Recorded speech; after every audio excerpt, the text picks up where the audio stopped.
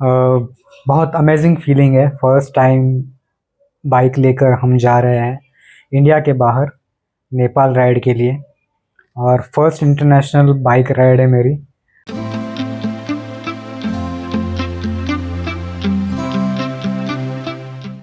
Hello दोस्तों, स्वागत है आपका मेरे इस यूट्यूब चैनल पे। मेरा नाम है योगेश और इस वीडियो में हम बात करेंगे कि लॉन्ग राइड के लिए हमें क्या क्या चीज़ें लेनी होती हैं। हमारी लॉन्ग राइड अभी प्लान है 25 मई को और हम जा रहे हैं नेपाल। तो चलिए एक एक करके देखते हैं कि मैंने क्या क्या चीज़ें यहाँ पर कलेक्ट की हुई है। लॉन्ग राइड के लिए ज़्यादा सामान लेना तो नहीं चाहिए, क्योंकि ऑलरेडी आपका बाइक का वेट होता है, उसके ऊपर आपका वेट होता है, आपके सामान का और उसमें वेट आ जाता है। तो चलिए वेट का तो छोड़िए, लेकिन क्या होता है, बहुत सारी चीज़ें आप जब लेते हो तो बहुत सारी चीज़ें आपकी मिस हो जाती हैं कि कहाँ पे क्या रखा है, और वो कैरी करने में बहुत सारी दिक्कत हो जाती है। तो चलिए स्टार्ट करते हैं हमारे इलेक्ट्रॉनिक गैजेट्स से। तो यहाँ पर आप देख सकते हो, ये मैंने एक पाउच लिया हुआ है, और ये ट्रांसपेरेंट मैंने इसलिए लिया हुआ है कि आपकी जो छोटी छोटी चीज़ें होती है तो वो आपको पता चलती है कि क्या इसमें रखा हुआ है। दूसरा भी मैंने सेम पाउच लिया है और वो भी ट्रांसपेरेंट है, और इसमें भी मैंने कुछ छोटी चीज़ें रखी है जो कि मुझे इजीली मिल सकती है। जैसे ये मेरा हेलमेट का लाइट है, छोटा चार्जर है, पेन ड्राइव है, और कुछ ऐसे छोटी चीज़ें हैं जो मुझे यहाँ वहाँ ढूंढनी ना पड़े, एक ही जगह वो मुझे मिल जाए। साथ में मैंने रखा है मेरा मोबाइल का चार्जर्स और उसके वायर्स हैं। एक नैपकिन मैंने लिया है, जो कि धूप में बहुत काम आएगा। मेरा टैंक बैग है, जो छोटी छोटी चीज़ें हैं, ये इलेक्ट्रॉनिक आइटम्स, चार्जर्स वगैरह जो कुछ यहाँ पे मैंने रखी है, तो वो इजीली मेरे टैंक बैग में फिट हो जाएगी, और इजीली मैं इसको यूज़ कर सकता हूँ, क्योंकि टैंक बैग आपके बाइक में सामने रहता है, तो आपको ज़्यादा दिक्कत होती नहीं है। ये मेरा एक्शन कैमरा और उसके एक्सेसरीज़ है, मेरा मोबाइल, उसके माउंट, हेडफोन, सनग्लासेस, ये सारी चीज़ें मेरे टैंक बैग में आ जाएगी।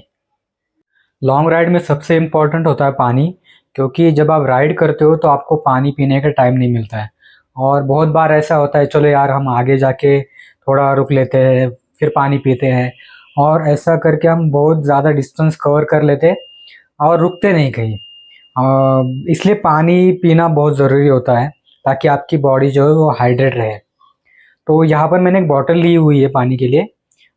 इसके साथ और एक मैंने बॉटल ली है, जो यहाँ पर है। इसको मैंने फिट की है, जो मेरा सैडल बैग है। वैसे आप हाइड्रा बैग भी ले सकते हो, लेकिन मेरे पास नहीं है हाइड्रा बैग, तो मैं ये दो बॉटल कैरी कर रहा हूँ। और ये मैं सैडल बैग ले रहा हूँ, और इसमें मैंने रखे कुछ क्लोथ्स। यह इस सैडल बैग में रखे मैंने शूज़ और सैंडल्स और रेन कवर। इस दो आइटम से मेरा ये सैडल बैग भर गया है, लेकिन इसमें कुछ और थोड़ा सामान आ जाएगा वैसे। यहाँ पर मैंने कुछ खाने पीने की चीज़ें ली है, कुछ स्नैक्स, बिस्किट्स ऐसा मैंने लिया है, ताकि आप जब राइड करते हो तो कुछ जगह अगर रुकते हो कहीं, तो कुछ छोटा मोटी चीज़ आप खा सकते हो। नॉर्मली राइड करते वक्त ज़्यादा खाना नहीं चाहिए, ऐसा बहुत सारे लोग बोलते हैं, बहुत सारे राइडर्स ऐसा सजेस्ट करते हैं कि जब आप राइड करते हो, लॉन्ग राइड करते हो, तो ज़्यादा खाना नहीं चाहिए, क्योंकि खाना आप ज़्यादा खाते हो तो आपको फिर नींद आती है, और फिर आप राइडिंग पे आपका इसका इम्पैक्ट होता है।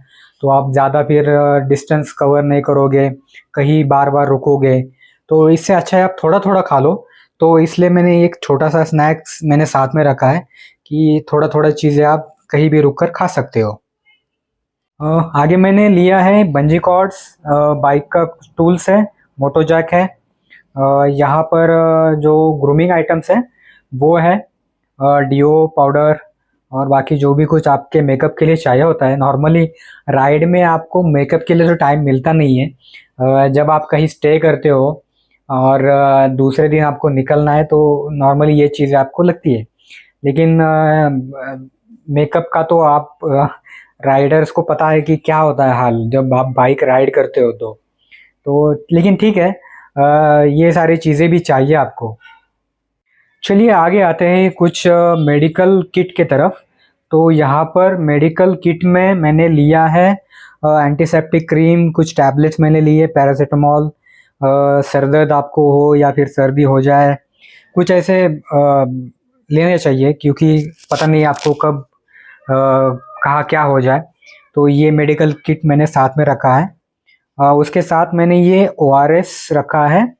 ओआरएस इसलिए चाहिए हमें कि जब आप बाइक राइड करते हो और अभी बहुत धूप है तो बॉडी आपकी डिहाइड्रेट हो जाती है, तो पानी के साथ ओआरएस लेने से आपकी बॉडी प्रॉपर हाइड्रेट रहती है।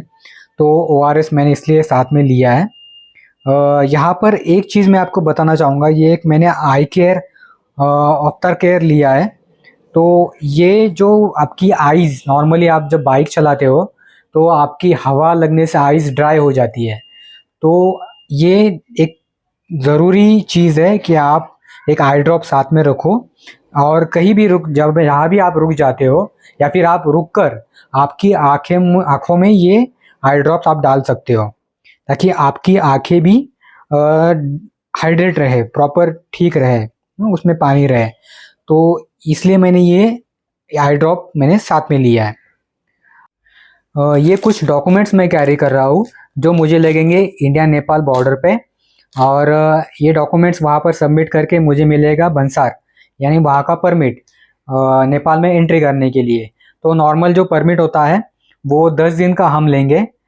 10 दिन का हमारे लिए परमिट सफिशेंट है। तो सारी चीज़ें, सारी जो लोकेशन है वहाँ की 10 दिन में हमारी कवर हो जाएंगी। तो इस डॉक्यूमेंट्स में मैंने लिए हैं आधार कार्ड की कॉपी, आरसी, मेरे बाइक की आरसी कॉपी, और लिया है ड्राइविंग लाइसेंस की कॉपी, इंश्योरेंस की कॉपी, और कुछ मैंने 8-10 पासपोर्ट साइज़ फ़ोटोग्राफ्स मैं कैरी कर रहा हूँ। तो ये सारे डॉक्यूमेंट्स वहाँ पर सबमिट कर कर मुझे वहाँ पे मिलेगा परमिट। एक परमिट हमें मिलेगा इंडिया टू नेपाल बॉर्डर, जहाँ पे गोरखपुर से आगे जाके हम नेपाल में एंट्री करते वक्त वहाँ पे लेंगे। और दूसरा परमिट हम लेंगे आगे पोखरा से, जो कि हमें जाना होगा मस्तांग के लिए। तो वहाँ पे मस्तांग के लिए जाने के लिए फिर हमें अलग से परमिट लेना पड़ेगा। तो ये 2 परमिट हमें लगेंगे। तो इसके लिए हमने ये डॉक्यूमेंट्स कैरी कर रहे हैं। आते हैं आगे राइडिंग गियर्स की तरफ। तो ये मेरे राइडिंग शूज़ है। मिलिट्री बूट मैं पहन रहा हूँ राइडिंग के लिए। ये मेरा राइडिंग का पैंट है सोलस का, एयर मैश पैंट है। तो इसमें प्रॉपर एयर मैश का ये फैब्रिक है ये। तो ये अभी जो धूप रहेगी तो उसमें प्रॉपर हवा इसमें आती रहेगी। ये प्रॉपर ऐसा मैंने लिया हुआ है पैंट। दूसरा मेरा ये राइडिंग जैकेट है, ये भी सेम एयर मैश जैकेट है। इसमें भी आपकी जो है फैब्रिक, ये भी एयर को अच्छी तरह से ये आने देता है अंदर, और आपको गर्मी ज़्यादा महसूस नहीं होगी राइडिंग के वक्त।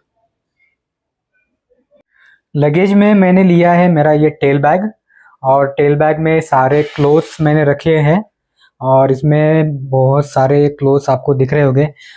मैंने कुछ T shirts, 4 jeans, 7-8 T shirts मैंने लिए हैं, और टॉवल वगैरह जो है क्लोथ्स, तो वो इसमें सारे वो फिट हो जाएंगे। और इसमें मेरा ये लैपटॉप भी मैं कैरी कर रहा हूँ, तो ये लैपटॉप भी मेरे ये टेल बैग में ऊपर आ जाएगा। उसके साथ एक छोटा बैग यहाँ पर है, तो इसमें मैंने रात को सोने के लिए कंबल लिया हुआ है, ब्लैंकेट लिया है छोटा सा, जो इस बैग में फिट हुआ है। ये बैग एक्स्ट्रा मुझे अभी टैंक बैग के ऊपर फिट करना होगा, क्योंकि ये तो कहीं अंदर बैग में नहीं बैठेगा। तो ये इसको अलग से मुझे ऊपर फिट करना पड़ेगा टैंक बैग, टेल बैग के ऊपर। तो दोस्तों ये है मेरी प्रिपरेशन। ये सारा सामान मैं लेके जा रहा हूँ नेपाल राइड के लिए। हमारी राइड स्टार्ट हो रही है 25 मई से 9 जून तक, लगभग 14-15 दिन का हमारा प्लान है। तो फर्स्ट डे हम 25 निकलेंगे, मॉर्निंग, अर्ली मॉर्निंग स्टार्ट करेंगे यहाँ से पुणे से। पुणे से हम पहला स्टॉप लेंगे उज्जैन। उज्जैन को हम एक दिन स्टे करेंगे, वहाँ पे महाकाल के दर्शन करेंगे, भगवान शिव के हम दर्शन करेंगे वहाँ पर। और वहाँ से फिर हम नेक्स्ट डे स्टार्ट करेंगे और निकलेंगे हम अयोध्या के लिए। अयोध्या के लिए हमने प्लान तो किया है, लेकिन 1 डे में अगर उज्जैन से अयोध्या होता है तो लगभग 900 किलोमीटर का डिस्टेंस है। तो इतना अगर कवर होता है तो हम ट्राई करेंगे उतना कवर करने के लिए। लेकिन अगर नहीं होता है, अगर हम नहीं पहुंच पाते अयोध्या तक, हम तो पहले कानपुर में हम स्टे करेंगे, फिर कानपुर से हम अयोध्या के लिए निकलेंगे। फिर अयोध्या से हमारा तीसरा दिन जो रहेगा, तो वो अयोध्या से गोरखपुर होते हुए हम नेपाल में एंट्री करेंगे। तो नेपाल में पोखरा, पोखरा से मस्तांग और फिर काठमांडू, ऐसे हमारा प्लान है। काठमांडू से हम रिटर्न फिर इंडिया में जब आएंगे तो हमारा वाराणसी में काशी विश्वनाथ जो भगवान शिव का मंदिर है, वहाँ पर हम दर्शन कर कर वापस महाराष्ट्र में गजानन महाराज का मंदिर है, वहाँ पर भी एक स्टॉप लेंगे और फिर हम हमारा जो है 9 या 10 जून को हम पुणे में वापस आएंगे। तो इस सारी प्रिपरेशन में अगर आपको लगता है कुछ मिस हुआ है, कुछ सामान मुझे लेना चाहिए, कुछ ऐसी चीज़ें हैं जो जो मैंने सारी प्रिपरेशन की है उसमें नहीं है, जो मुझे आपको लगता है कि मेरे राइडिंग के दरमियान वो होना चाहिए, तो आप मुझे कमेंट करके ज़रूर बताइए। तो चलिए दोस्तों, मिलते हैं हमारी अगली वीडियो में। इस वीडियो को करते यहीं पे ख़त्म। अगली वीडियो में रहेंगी कुछ नेपाल की खूबसूरत बातें, कुछ मज़ेदार किस्से। तब तक के लिए धन्यवाद, शुक्रिया, और कीप वॉचिंग माय चैनल और प्लीज़ सब्सक्राइब कीजिए। धन्यवाद।